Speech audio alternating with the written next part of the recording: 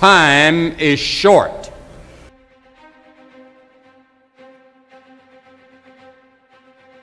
What is your life?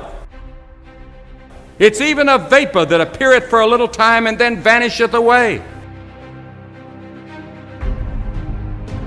If someone had told me when I was 20 years old that life was very short and would pass just like that, I wouldn't have believed it.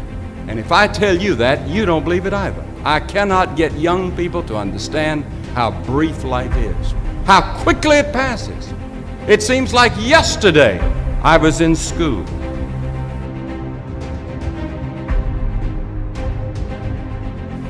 Every one of us here has been given the same amount of time in a day.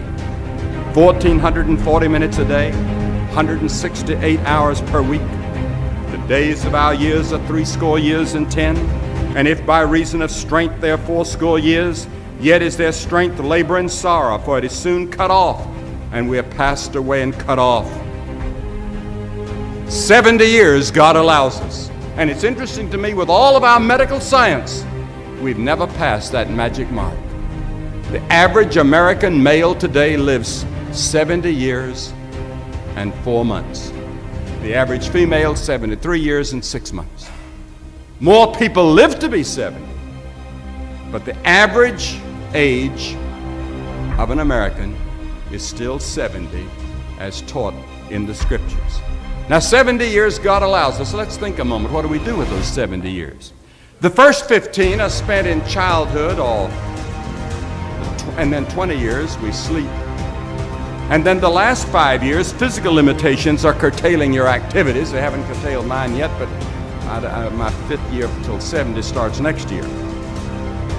Only 30 years left, and part of that time must be spent in eating meals, working, and figuring out your income tax, things like that.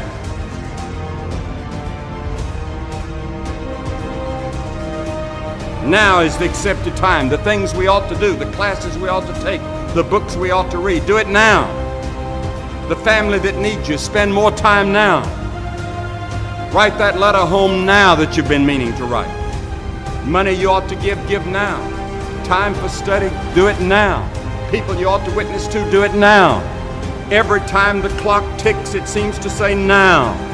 Today, if you will hear His voice.